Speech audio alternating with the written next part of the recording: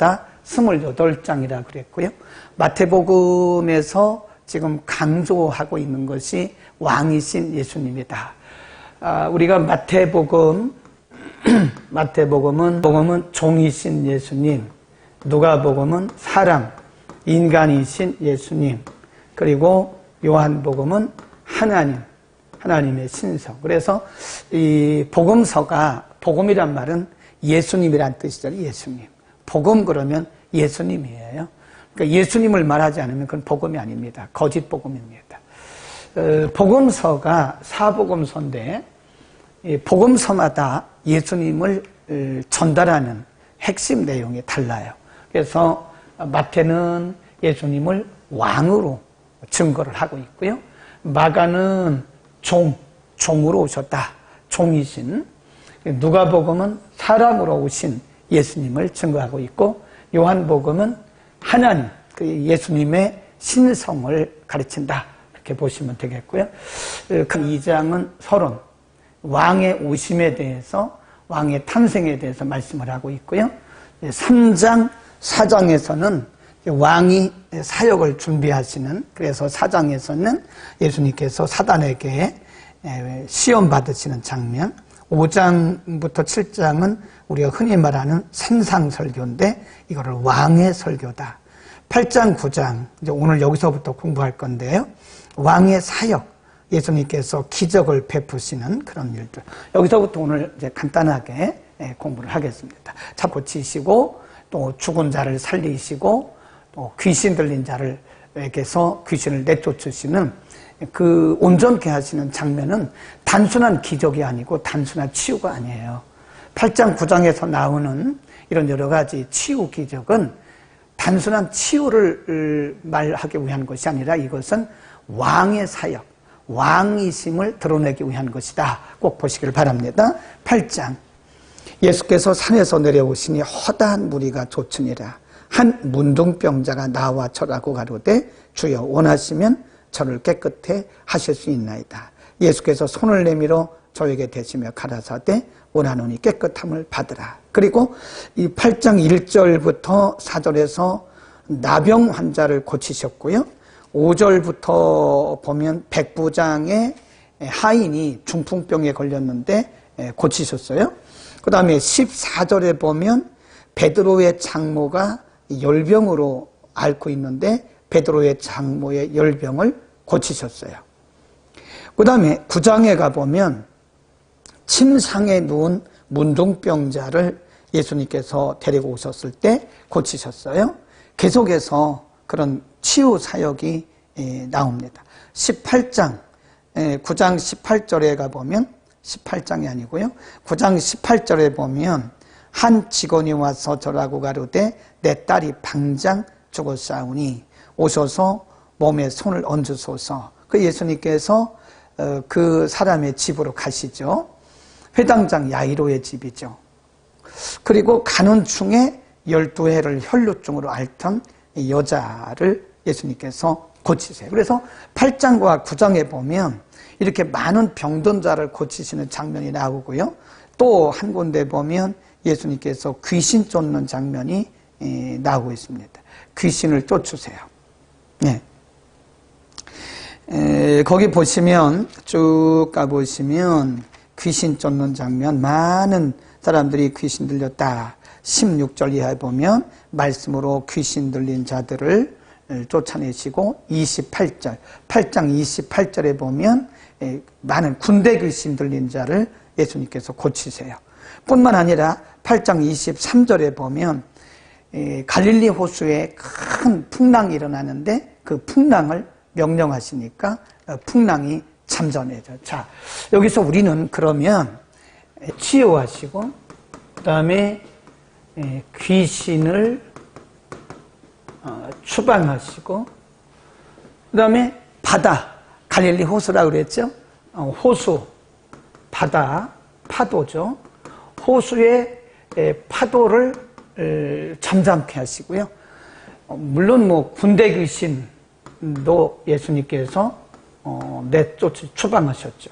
이런 일들이 8장과 9장에서는 아주 굉장히 많이 세밀하게 기록이 되고 있어요. 근데 우리가 여기서 예수님께서 중풍병자를 고치시고 죽은 야이로의 딸을 살리시고 12해 고생했던 혈루증 환자를 고치시고 이런 단지 중풍병 환자를 고치시고 이런 단지 이런 치유를 위해서 지금 마태가 이렇게 길게 기록한 게 아닙니다. 물론 하나하나를 보면 예수님의 치유 사역입니다. 그러나 이 전체를 보면 이 전체를 통해서 지금 마태가 의도했던 것은 그런 치유 정도가 아니에요. 왕이시라는 거예요. 왕. 그래서 보이는 세계, 보이지 않는 세계. 귀신은 눈에 안 보이잖아요. 근데 귀신도 예수님 말씀하시니까 귀신이 나가요. 바다도 예수님께서 말씀하시니까 잠잠해져요. 그러니까 보이는 세계와 보이지 않는 세계. 그러니까 보이는 세계, 그 다음에 보이지 않는 세계. 심지어는 사람뿐만 아니라 영의 세계까지, 심지어는 짐승이나 또는 자연까지도 예수님께 복종한다라고 하는, 그래서 온 세상을 통치하신 분이 누구냐? 예수 그리스도다. 예수님께서 인간의 몸을 입고 이 땅에 오셨지만 그분은 보이는 세계, 보이지 않는 세계, 심지어는 자연, 사람, 영의 세계, 육의 세계, 모든 세계를 예수님께서 다 장악하고 통치하고 계신다고 하는 사실을 마태는 드러내기 위해서 지금 이런 아주 많은 예수님의 기적들을 보이신 것이다. 기록하고 있는 것이다. 그러니까 예수님께서 말씀하셨어요. 예수님께서 귀신을 쫓으니까 유대인들이 와가지고 저 귀신 들렸다고, 귀신의 왕 바알세불을 힘입어서 귀신 쫓는다고 그렇게 말을 해요.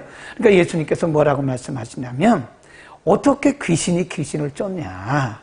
내가 성령을 힘입어 이렇게 귀신을 쫓아내는 것이면 너희 가운데 누가 임했다고 그래요? 하나님의 나라가 임했다. 그래서 이런 기적들은 예수님의 기적, 이걸 우리가 이제 사인이라고 그래요. 미라클 그러는데, 이 기적은 예수님께서 말씀하시기를 하나님의 나라가 너희 가운데 임했다고 하는 증거다.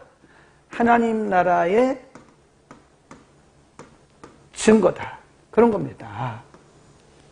그러니까 오늘날도 우리가 예수 믿는 우리들에게 교회 안에 혹은 교회 밖에 하여튼 크고 작은 많은 기적들이 일어나잖아요. 근데 기적을 기적으로만 보면 안 됩니다. 기적은 하나님의 나라가 우리 가운데 임했다고 하는 증거를 우리에게 보여주시는 거예요.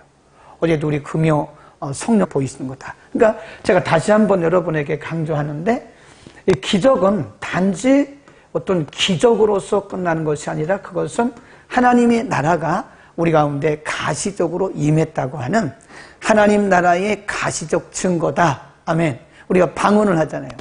방언 우리가 배워서 하는 거 아니에요. 어떻게 우리가 방언을 배웁니까? 배워서 하는 방언은 가짜죠. 그건 유사방언이고 진짜가 아니죠. 성령께서 우리의 입술을 터치하시고 우리의 입술을 통해서 전혀 배워보지도 못한, 듣도 보도 못한 그런 말을 우리 입으로 말한다는 것, 그게 영혼이, 영적, 스피처럴 랭귀지잖아요. 그것이 바로 내가 어떤 의로와서 그런 게 아니에요. 우리를 통해서 하나님의 나라가 우리 가운데 임했다고 하는 증거다. 아멘. 하나님의 기적은 이 땅에 하나님의 나라가 우리 가운데 임했다고 하는 증거인 것을 믿기를 바랍니다. 기적 쳤다 그랬어요. 10장 1절이 매우 중요해요. 거기 보면 12 제자를 부르셨다. 그리고 더러운 귀신을 쫓아내고 모든 병과 모든 약한 것을 고치는 권능을 주셨다.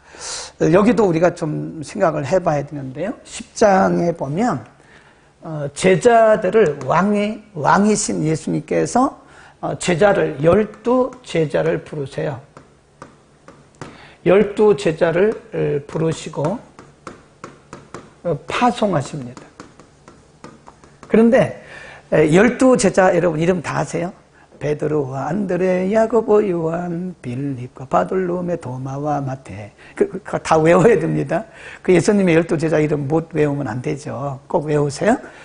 12 제자를 부르시고 이들을 파송했어요. 파송. 우리가 이제 부르시는 것을 콜링이라 그러고요. 파송하는 것을 샌딩이라 그래요. 샌딩. 예수님께서 제자들을 보내셨다. 그러면 예수님께서 12제자를 부르셨는데 예수님이 시험 본 게 아니에요. 사람들 많이 모아가지고 거기서 시험지 나눠주고 이들에게 시험 치르거나 이들의 스펙을 본 적이 한 번도 없습니다. 시험 치른 적도 없고 스펙을 본 적도, 이력서를 받은 적도 없고 원서를 받은 적도 없어요. 예수님이 그냥 지나가시다가 나를 따라와. 그럼 예수님의 제자가 된 거예요. 마태 같은 경우도 세무소 직원이에요. 세무소에서 이렇게 업무 보고 있는데 예수님이 오셔서 나를 따라와. 그 예수님의 제자가 된 거예요. 베드로, 야고보, 요한, 안드레 다 갈릴리 호수에서 뭘 하고 있었어요? 네, 그물 던지면서 고기 잡고 있었단 거예요. 네. 우리 어렸을 때 그런 찬송 배웠어요. 갈릴리 바다에서 고기 잡는 어부들에게 나를 조금 틀리긴 했어요, 제가. 근데 어쨌든 그렇게 예수님께서 이제 12명의 제자를 부르시는데 예수님의 제자를 부르시는 기준이 없어요. 그것은 제자의 기준이 뭐냐? 제자의 기준이 없습니다. 그러면 어떻게 예수님께서 제자들 부르셨냐? 굉장히 중요한 말씀이에요. 예수님의 필요입니다. 필요. 예수님의 필요. 예수님의 필요에 따라서 예수님이 부르신 거예요. 제가 예수님 12제자를 연구를 했거든요. 근데 예루살렘 출신은 별로 없습니다. 12명 중에서 제가 볼 때 7, 8명이 갈릴리. 갈릴리 가봤는데요. 아주 시골입니다. 그리고 갈릴리 사람들은 아주 충청도나 제주도처럼요. 사투리를 써요. 사투리. 방언. 갈릴리 방언이 있다니까요. 사투리가. 그리고 이분들의 대부분 직업이 뭐냐면 태어나면서부터 보고 배운 게 갈릴리 호수에서 고기 잡는 거예요. 그물 깃고 그물 던지는 이런 거밖에 없다고요. 무슨 자격이 뭐가 있겠습니까? 예수님께서 의도적으로 이쪽 시골 출신의 제자들을 대부분 부르셨고 이쪽에 예루살렘 유대 지역에서 부른 사람 별로 없어요. 그분의 필요에 따라서 부르신 거지 우리가 뭐 특별한 실력이나 자격이 있는 건 아니다. 그 다음에 이렇게 부르시고 나서 예수님께서 거기 보면 병을 고치고 귀신을 쫓아내는 권능을 주셨다 그랬는데 이 권능이요 파워를 말하는 게 아닙니다.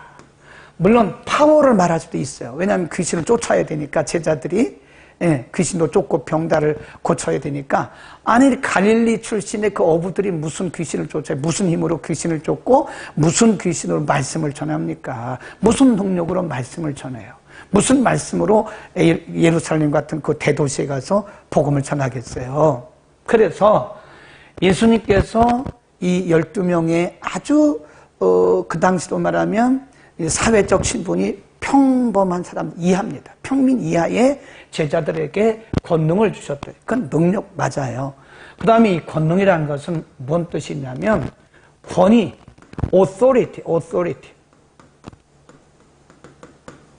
authority를 의미하는 거예요. 권위란 말은 뭐죠? 이렇게 대신하라 그 말이에요. 대신. 사실은 왕이신 예수님께서 귀신 쫓으시고 왕이신 예수님께서 병자 고치시고 왕이신 예수님께서 말씀 전하셔야 되는데 그 일을 예수님의 제자들에게 뭐예요? 위임하신 거, 위임. 그래서 이 권능이란 말은 바로 authority, 권위를 위임하셨다. 그러니까 오늘 이 김 목사가 여러분을 위해서 기도할 때 귀신이 나가고 여러분을 위해서 기도할 때 병자가 낫는 것은 제 능력이 아닙니다. 1%도 제 능력이 아니에요. 예수님께서 저에게 위임하신 예수 이름의 권세로 하는 겁니다. 아멘. 그러니까 여러분을 통해서 어떤 일을 해도 절대 자랑하고 교만하지 마세요. 여러분이 한 게 아니에요. 우리가 한 거 아니에요.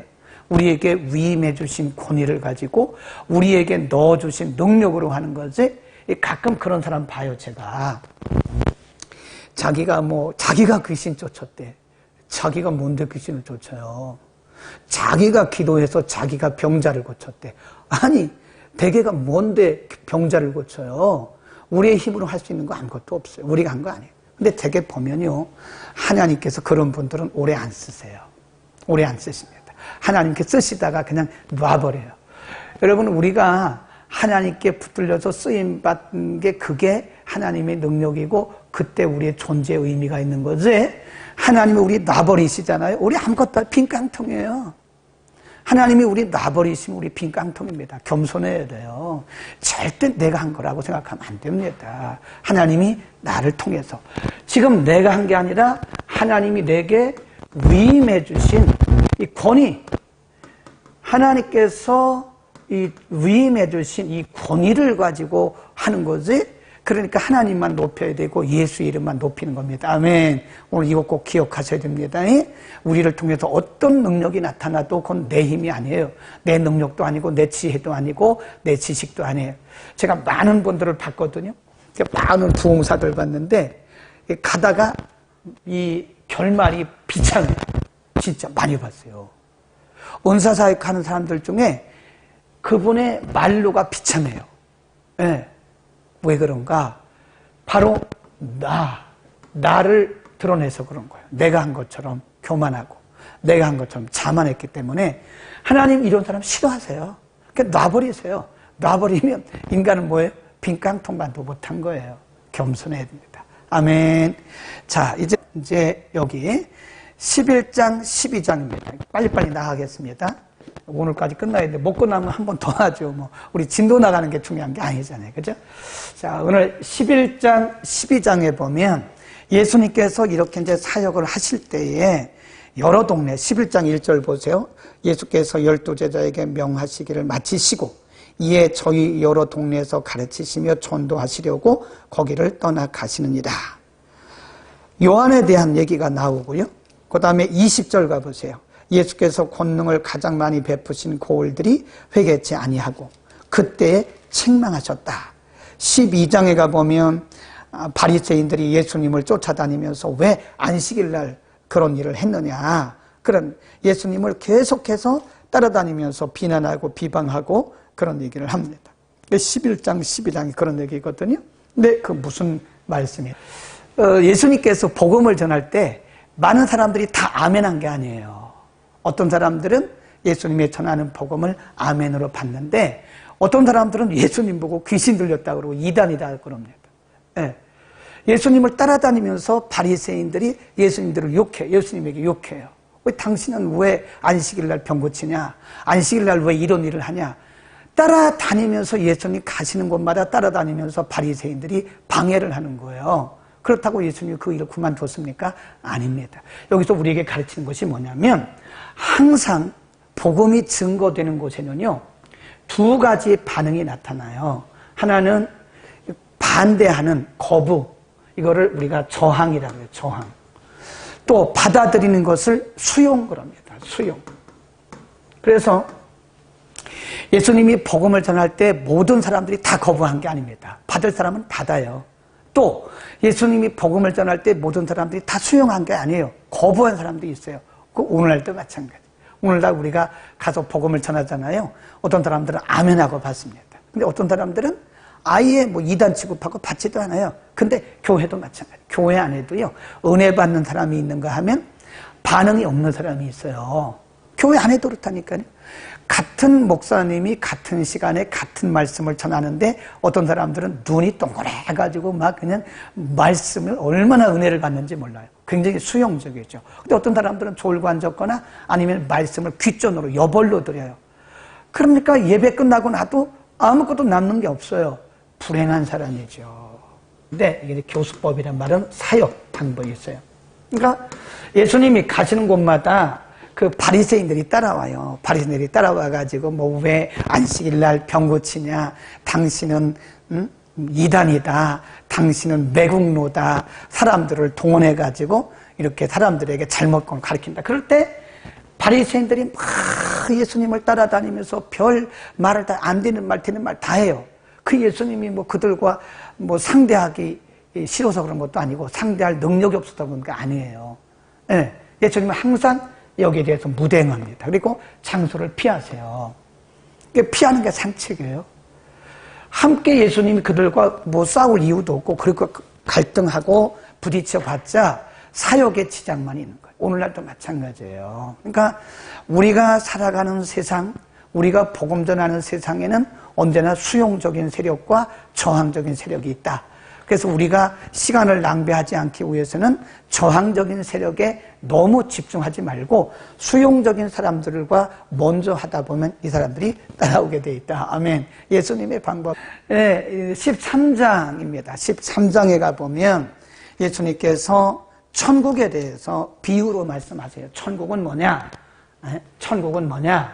13장으로 갑니다. 13장. 13장에 대해서 킹덤, 하나님의 나라는 뭐냐? 하나님의 나라에 대해서 예수님께서 쭉 설명을 해요. 그래서 쭉 읽어보시면요. 다 읽을 수는 없으니까 하나님의 나라는 뭐냐? 1절에서 9절에 보면 씨를 뿌리는 것과 같은 것이다. 그래서 말씀을 통한 하나님의 나라. 예수님께서 씨 뿌리는 비유를 말씀하셨어요. 그리고 쭉 내려가다 보면 하나님의 나라는 눈으로 보이는 것이 아니다. 그런 말씀을 했고요.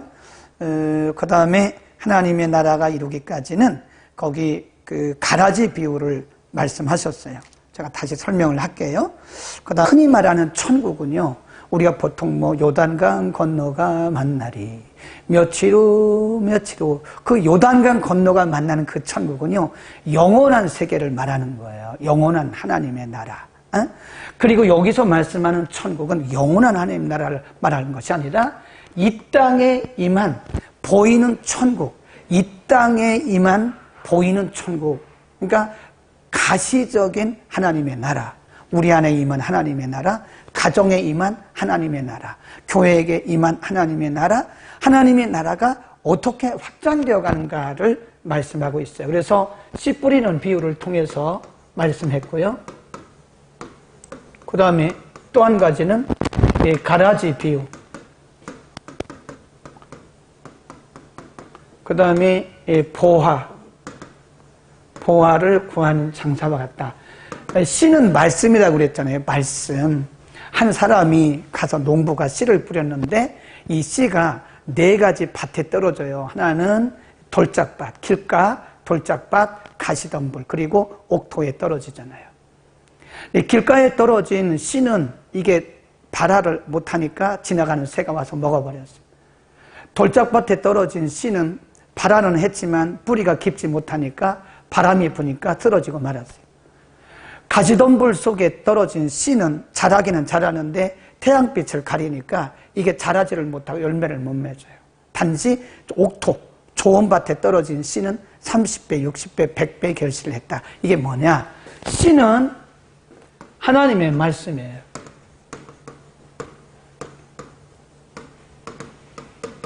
그리고 밭은 인간의 마음입니다. 마음의 상태를 밭이라 그래요.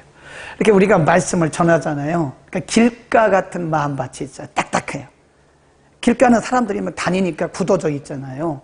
그리고 고집, 아집, 교만, 오만, 방자, 이런 마음을 가진 것을 길가 같은 마음밭. 아무리 말씀 들어도 은혜가 안 됩니다. 깨달을 수도 없어요. 그 다음에 돌짝밭은 이렇게 돌짝밭이 있는데 여기에 씨가 떨어지잖아요. 발화가 되기는 해요. 그런데 이게 자라서 열매를 못 맺죠. 왜냐하면 바람 조금만 불어도 이 뿌리부터 뽑히는 거예요. 이게 뭐냐? 뿌리 깊지 못한 신앙.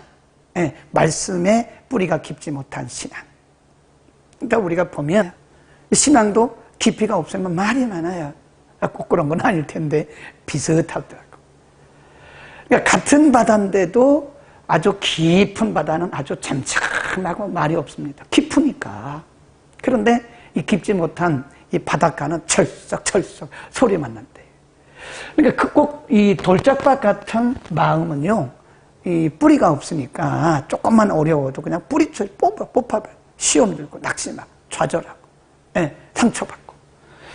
그 다음에 이 가시덤불도 마찬가지죠. 염려, 근심, 걱정, 욕심, 탐욕 이런 거 있으면 말씀이 우리 속에서 자라지를 못해요. 그러니까 가시덤불처럼 우리를 덮어버리는 거예요. 옥토, 순수한 마음이죠. 겸손하게 순수하게 어린아이같이 말씀을 받는 사람에게는요, 이 말씀이 30배, 60배, 100배로 결실을 한다. 그래서 결국은 이 한 말씀입니다. 이 복음을 통해서 우리가 하나님의 나라가 확장된다는 사실을 알아야 돼요. 그러니까 우리가 지금 이렇게 공부하잖아요. 토요일마다. 저도 좀 쉬고 싶죠. 토요일인데. 그러나 쉬는 게 문제가 아니에요. 하나님 나라를 확장해야 되는 거예요. 하나님 나라 확장. 이렇게 성경 공부하는 거, 여러분이 성경 배우는 거, 우리가 복음 전하는 거, 서울역에 가서 우리 장원식 장로님은 매주 우리 주본 전도사님과 함께 그 노숙인들에게 복음을 전해요. 노숙인들에게. 거기도 팀장이 있대요. 노숙인 팀장. 그 팀장에게 딱 연락하면 이 팀장이 뭐 60명씩 모아놓는다잖아요. 그리고 주보를 갖다 주면 팀장이 주보를 다 나눠주고 이제 예배 끝나면 이제 빵도 주고 밥도 주고 그러는데 주보를 가지 않은 사람은 밥을 안 준다잖아요. 근데 그거를 장로님이나 우리 박승희 전도사님이나 이희숙 전도사님 할 수 있어요? 못하죠. 그러니까 거기에 있는 그 팀장에게 딱 주보 갖다 주면 이분들이 다 나눠주고 팀장이 질서를 다 잡는 데잖아요. 시끄럽지 못하게 하고 똑바로 앉게 하고 그런 데잖아요. 그러니까 그 뜨거운데도 7월, 8월에 가서 그 서울역에 가서 그 나눴어요. 빵 나눠주고 밥 나눠주고. 근데 그게 빵 주는 게 목적이 아니죠, 사실은. 그건 하나의 컨택 포인트고 복음을 전하기 위해서 그런 거예요. 노숙인들도 복음을 받아야 되고 그들에게도 하나님 나라가 임해야 되는 거예요. 네. 그래서 우리는 복음을 전하는 것이 바로 하나님의 나라를 확장하는 것이다. 하나님의 나라 이렇게 벼를 심잖아요. 그러면 이 벼보다 아주 비슷해요. 벼하고 아주 비슷한 게 있는데 이만큼 자라요. 빨리 자라고 커요. 많이 자랍니다. 이렇게 이런 걸 우리가 뭐라 그러냐? 가라지다 그래요. 가라지. 이렇게 물어봐요. 농부가 아니 내가 분명히 이 좋은 종자를 뿌렸는데 왜 이렇게 가라지가 자랐네요? 그러니까 주인에게 말하기를 이 가라지를 뽑아 버릴까요? 그러니까 주인이 말하기를 뽑지 마라. 그냥 추수 때까지 그냥 둬라. 추수 때까지 그냥 둬라. 그래요. 여기는 복음을 잘 받는 하나님의 백성들을 말하는 것이고요. 이 가라지는 아까 말했던 저항하는 세력들, 이단들. 우리가 보면 이단들이 훨씬 더 부흥됩니다. 그러니까 사람 많이 모인다고 그게 정통적인 교회라고 생각하면 안 돼요. 예. 이단들은 이렇게 사이비들은 가라지처럼 더 부흥해요. 더 크고 더 많이 모여요. 건물도 크게 져요. 그러니까 많이 모인다고 해서 건물이 크다고 해서 그게 정통이 아닙니다. 가라지 같다. 꼭 크다고 다 가라지는 아닙니다. 또 큰 교회 가서 이거 가라지 아니야? 그러면 안 됩니다. 복음이 없는 게 가라지죠. 추수는 언제냐? 예수님이 오시는 날까지. 그래서 예수님이 오실 때까지 이 땅에는요, 정통교회와 이단교회가 같이 갑니다. 절대로 이단 안 없어져요. 뭐 그런다고 해서 그 사람이 없어지는 거 아니에요. 통일교도 안 없어져요. 분명히 계속합니다. 언제까지? 예수님이 오실 때까지 계속합니다. 끝나라고 빨리 이게 노트북이 꺼지네. 끝날게요. 그러나 예수님 말씀하시기를 그냥 둬라. 그냥 두고 예수님 오시는 날 다 걷어서 다 무적행으로 다 던져버릴 거예요. 예. 그러니까 이단이 부흥한다고 그래서 이단들이 번성한다고 그래서 뭐 전혀 거기에 대해서 우리가 신경 쓸 것도 없고 부러워할 것도 없고 불평할 것도 없어요. 그냥 우리는 우리 길 가면 되는 거예요. 우리는 정통적인 복음만